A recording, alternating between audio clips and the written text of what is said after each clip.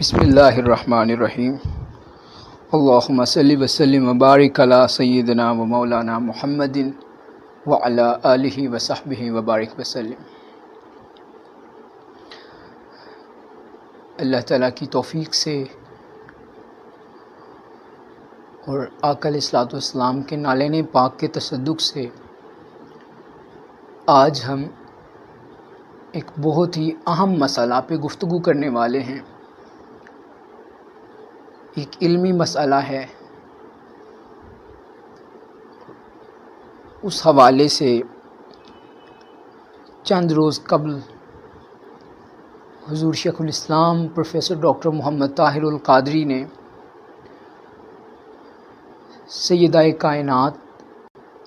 سیدہ فاطمہ الزہرا سلام اللہ علیہا رضی اللہ تعالیٰ عنہ آپ کی شان اقدس پہ اور آیت تطہیر کی شرح میں جو خطابات فرمائے نہایت ہی ایمان افروز، علمی، اور جنہوں نے لاکھوں ذہنوں کے اشکالات اور ابہامات کو دور کر دیا، اس حوالے سے کچھ لوگوں نے یہ اعتراض اٹھایا حضور شیخ الاسلام کے ان خطابات کے حوالے سے، اس میں ہونے والے مضمون پہ،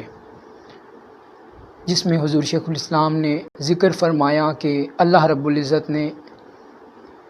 ارادہ تکوینیہ کے تحت اہل بیت اطہار کو طہارت مقرون بالقرابت عطا فرمائی، اور وہ تطہیر وہ مقرون بالقرابت اللہ رب العزت نے ان کو عطا فرمائی۔ اس پہ کچھ لوگوں نے اعتراض کیا کہ ہمیں کیسے پتہ چلے کہ یہ ارادہ اللہ رب العزت کا یہاں پہ ارادہ تکوینیہ ہے یا ارادہ تشریعیہ ہے،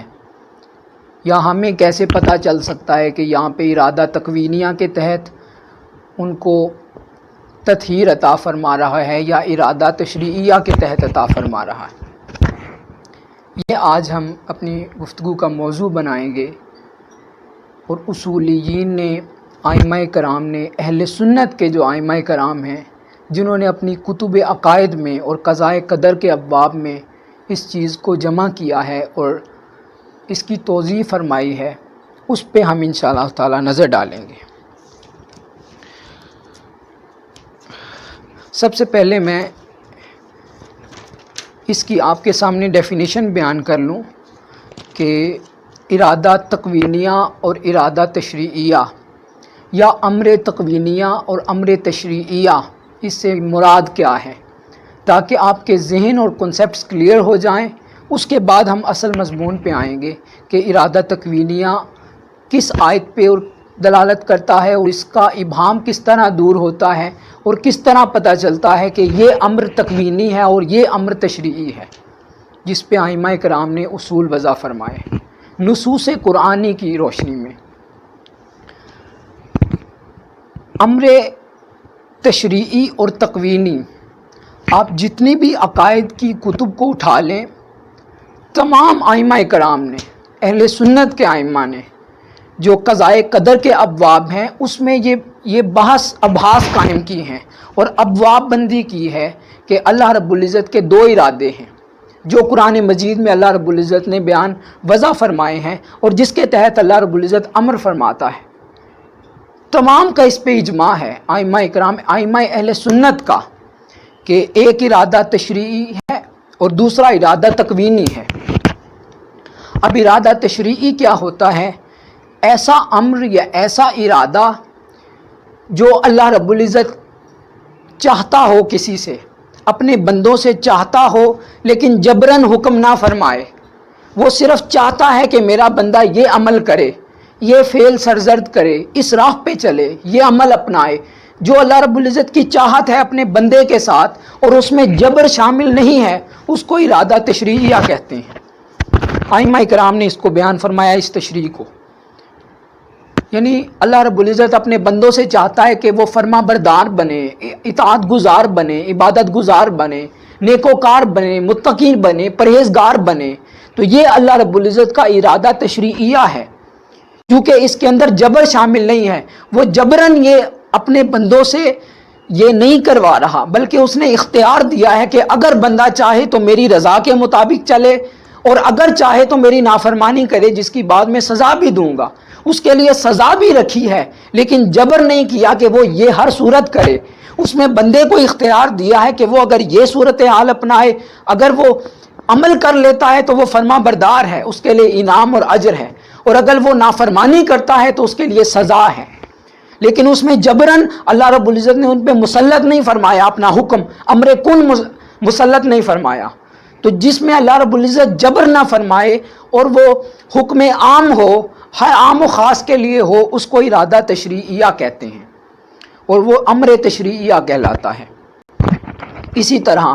جو ارادہ تکوینیہ ہے، اس کے اندر جبر شامل ہوتا ہے، اور وہ حکم عام نہیں، وہ حکم خاص کے اندر شامل ہو جاتا ہے۔ اور ارادہ تکوینیہ کہتے ہیں کہ جو اللہ رب العزت چاہے اور وہ کر گزرے، انما امرہ اذا اراد شیئا ان یقول لہ کن فیکون، یہ امر کن فیکون پہ دلالت کرتا ہے۔ یعنی اللہ رب العزت نے چاہا کہ میں کائنات بناؤں، تو اس نے کن فرمایا، وہ فیکون ہو گیا، اس نے کائنات بنا ڈالی۔ اس نے چاہا کہ میں اپنے بندے پیدا کروں جو میری عبادت کرے، اس نے وہ بندے پیدا کر دیے، وہ اس کی عبادت کر رہے ہیں، وہ کر گزرا۔ اس نے چاہا کہ میں جنت و دوزخ بناؤں، روز حشر قائم کروں، اس نے وہ کر دیا۔ تو جو اللہ رب العزت جبراً چاہے کہ یہ امر ہو جائے، اور اس کے اندر جبر شامل ہو، اس میں کسی زیرو کا اختیار شامل نہ ہو، اس کو ارادہ تکوینیہ کہتے ہیں۔ جو فی نفسی، جو اسی وقت دلالت کرے، اس کے اندر تاخیر نہ ہو، فی الوقت جو پورا ہو جائے، اس کو ارادہ تکوینی کہتے ہیں، جس کے اندر کسی انسان کا اختیار نہ ہو۔ تو ارادہ تشریعی میں انسان کا اختیار شامل ہے، اور ارادہ تکوینی میں انسان کا اختیار شامل نہیں، وہ ذات باری تعالیٰ اور متعلق باللہ ہوتا ہے۔ اسی طرح پھر جو ارادہ تشریعی ہوتا ہے، اور وہ قانون اور شریعت سازی کے ذریعے اللہ رب العزت کی اطاعت اور اس کی فرما برداری پہ بندوں کو استوار کرتا ہے، یہ ارادہ تشریعیہ ہوتا ہے۔ اس میں احکام ہوتے ہیں، قوانین ہوتے ہیں، جس کا نفاذ اللہ رب العزت کرتا ہے، لیکن اختیار بندوں کو دیتا ہے، اس کو ارادہ تشریعیہ کہتے ہیں۔ جبکہ ارادہ تکوینیہ، اس کے اندر جبر شامل ہوتا ہے، اس میں حکم شامل ہوتا ہے، اس میں اسی وقت فی الوقت اس کا امر ہونا اور وقوع ہونا شامل ہوتا ہے، اس کو کہتے ہیں ارادہ تکوینیہ۔ اب اس کی میں مثال قرآن مجید سے آپ کے سامنے رکھوں گا، تاکہ آپ کو کنسیپٹ واضح ہو جائے ارادہ تشریعیہ اور تکوینیہ کا۔ یہ جن لوگوں نے اعتراض اٹھایا ہے کہ ہمیں کیسے پتہ چلے گا کہ یہ ارادہ تشریعیہ ہے یا تکوینیہ ہے، حضور شیخ الاسلام پروفیسر ڈاکٹر محمد طاہر القادری نے جو آیت تطہیر کو ارادہ تکوینیہ کے تحت قرار دیا، یہ ان کو کس طرح پتہ چلا؟ ہاں، اب وہ قرآن مجید سے میں آپ کے سامنے آیات رکھوں گا، جس سے آپ کو کنسیپٹ کلیئر ہو جائے گا کہ یہ جو ہے، یہ آیت جو ہے وہ ارادہ تکوینیہ کے تحت ہے اور یہ ارادہ تشریعیہ کے تحت ہے۔ ائمہ کرام نے اصول وضع کیے ہیں جس سے یہ چیز ثابت ہو جاتی ہے۔ اگر وہ آپ اصول پڑھیں جو قضاء قدر کے ابواب ہیں کتب عقائد میں، تو آپ کا کنسیپٹ کلیئر ہو جائے گا، آپ کو سمجھ آ جائے گی کہ اس کے تحت پھر یہ والی آیت یہ ارادہ تشریعیہ ہے اور یہ تکوینیہ ہے، یہ امر تشریعی ہے اور یہ امر تکوینی ہے۔ کنسیپٹ کلیئر ہو جاتا ہے، سمجھ آ جاتی ہے۔ سب سے پہلے اس میں اللہ رب العزت نے جب شیطان کو اپنی بارگاہ سے نکالا، تو اس میں اللہ رب العزت نے فرمایا کہ یہ سورہ الحجر کی آیت نمبر 34 ہے۔ اللہ پاک فرماتے ہیں قَالَ فَاخْرُجْ مِنْهَا فَإِنَّكَ رَجِيمٌ،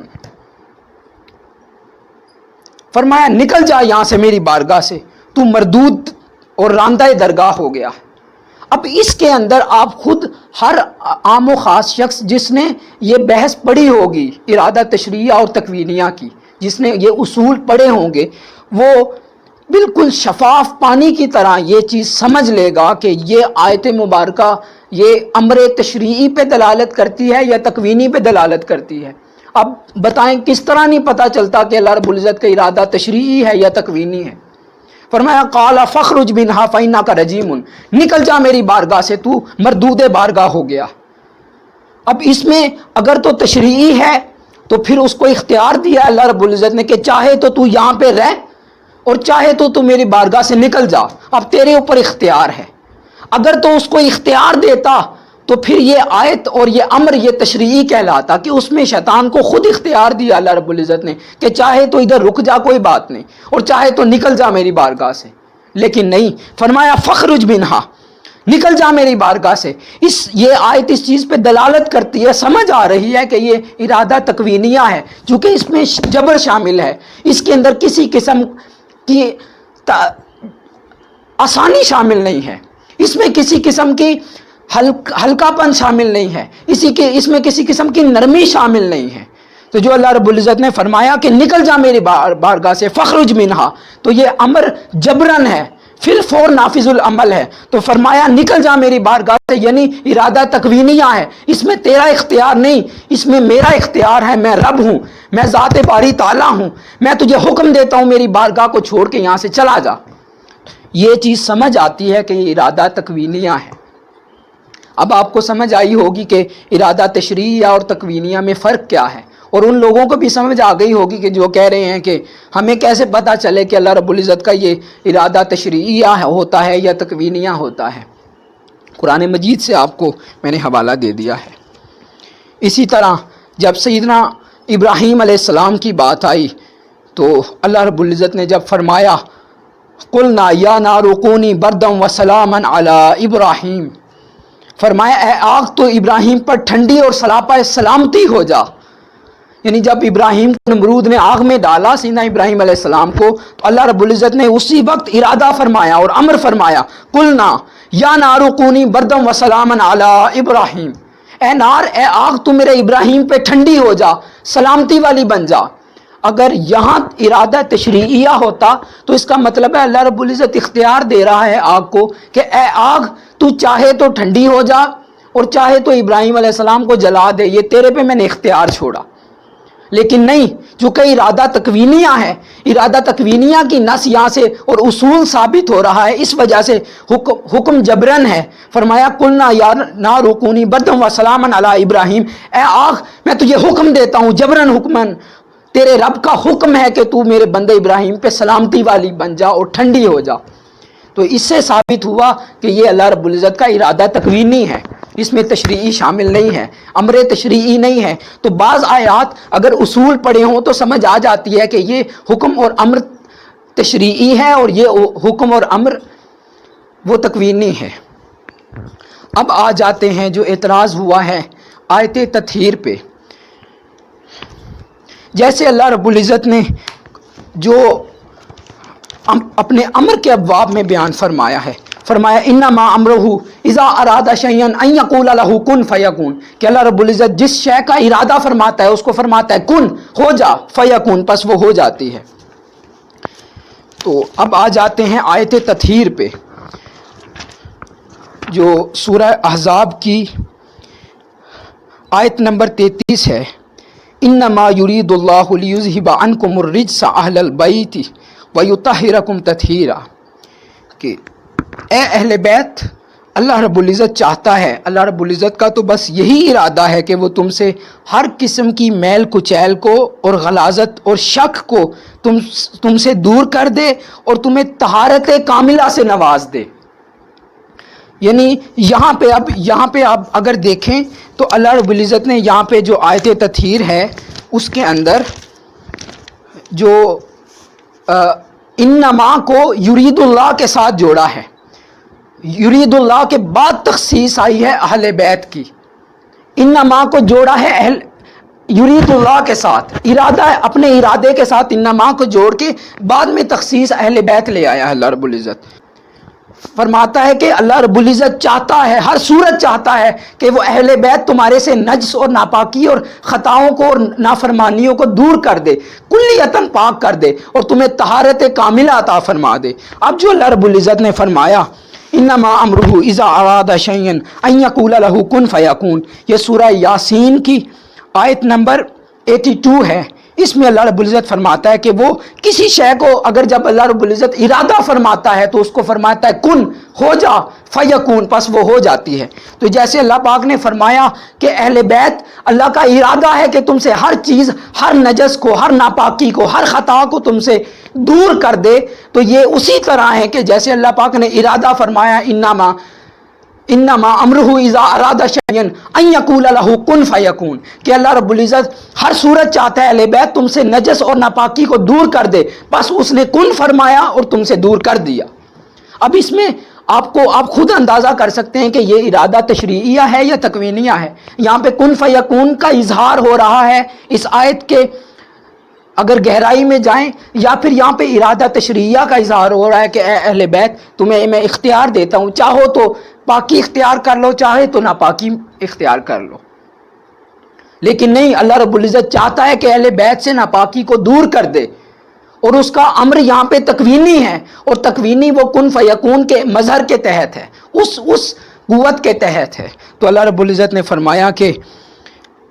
انما یرید اللہ، کہ اللہ رب العزت چاہتا ہے لیذھب عنکم الرجس، کہ ہر قسم کی رجس کو تم سے دور کر دے۔ تو یہ ارادہ تکوینیہ ہے۔ اب آپ کو سمجھ آ گئی ہوگی کہ یہ ائمہ کرام نے، اگر آپ عقائد کی کتب اور قضاء قدر کے ابواب پڑھیں گے تو آپ کو یہ سمجھ آ جائے گی، جو ائمہ نے، اہل سنت کے ائمہ نے، یہ اصولیین نے وضع کیے ہیں کہ کون سی آیت مبارکہ میں جو امر ہے وہ تکوینی امر ہے اور کون سی میں تشریعی امر ہے۔ یہ اسی طرح ہے، کمپیریزن اگر کر لیں، جیسے جو ہے وہ تقدیر کی دو اقسام ہیں، ایک تقدیر مبرم ہوتی ہے اور ایک تو تقدیر معلق ہے۔ تو اہل بیت کے لیے جو الرجس کا لفظ استعمال ہوا کہ ناپاکی کو دور کر دے تم سے، الرجس کو دور کر دے، تو وہ امر تکوینی کے تحت ہے۔ اس میں اختیار نہیں دیا، بلکہ اس میں اللہ رب العزت نے کن فیکون کا اظہار فرمایا عبارت کے اندر، یعنی اس میں اللہ رب العزت ہر صورت چاہتا ہے۔ انما کی جو لفظ ہے وہ یرید اللہ کے ساتھ جوڑ کے آگے تخصیص اہل بیت کا ذکر کیا، یعنی ہر صورت چاہتا ہے کہ اہل بیت سے نجس کو دور کر دے۔ وہ اللہ رب العزت کا ارادہ تکوینیہ اور طہارت مقرون بالقرابہ ہے۔ تو یہ وہ مضمون تھا جس سے ہمیں سمجھ آ جاتی ہے کہ یہ جو آیات مبارکہ ہیں اور آیت تطہیر ہے، یہ ارادہ تشریعی کے تحت ہے یا ارادہ تکوینی کے تحت ہے۔ اگر آپ اصولیین کے وضع کردہ اصول اہل سنت ائمہ کے پڑھیں گے تو آپ کو روز و روشن کی طرح عیاں ہو جائے گا، اور آپ یہ چیز کمپیریزن کر لیں گے کہ یہاں پہ ارادہ تشریعیہ ہے یا تکوینیہ ہے۔ اب دو ہی صورتیں ہو سکتی ہیں جنہوں نے حضور شیخ الاسلام کے خطاب پہ یہ سوال اٹھایا ہے کہ ہمیں کیسے پتہ چلے اور آپ کو کیسے پتہ ہو کہ ارادہ تکوینیہ ہے یا تشریعیہ ہے۔ تو اس میں دو ہی صورتیں ہو سکتی ہیں کہ یا تو انہوں نے وہ ابواب کو نہیں پڑھا جو ائمہ کرام نے اصول وضع کیے ہیں تشریعی اور تکوینی کی، یا انہوں نے اصول نہیں پڑھے، اور یا انہوں نے حسد اور اناد کی بیس پہ صرف حضور شیخ الاسلام کے خطابات جو ان کی شروع سے عادت رہی ہے، ان کے خطابات کو ڈیگریڈ کرنے کے لیے اور اپنا موقف جھاڑنے کے لیے اور صرف اس امر کی مخالفت کے لیے اور ایک حسد اور اناد کی بیس پہ اگر وہ کر رہے ہیں، تو پھر یہ دو ہی رستے ہو سکتے ہیں، یا تو انہوں نے پڑھا نہیں ہے اور یا وہ حسد کی بیس پہ انکار کر رہے ہیں۔ میں نے آپ کو یہ سارا مضمون سمجھا دیا۔ اگر آپ عقائد کی کتب کو اٹھائیں، قضاء قدر کے ابواب کو اٹھائیں، تو اس میں آپ کو اہل سنت ائمہ کی تفصیل سے یہ بحث مل جائے گی، ارادہ تشریعیہ اور تکوینیہ کی اور امر تشریعیہ اور تکوینیہ کی۔ اللہ تعالی ہمیں قرآن مجید کو صحیح معنوں میں سمجھنے کی اور اس سے فیض حاصل کرنے کی اور عمل کرنے کی توفیق عطا فرمائے۔ والسلام علیکم ورحمۃ اللہ وبرکاتہ۔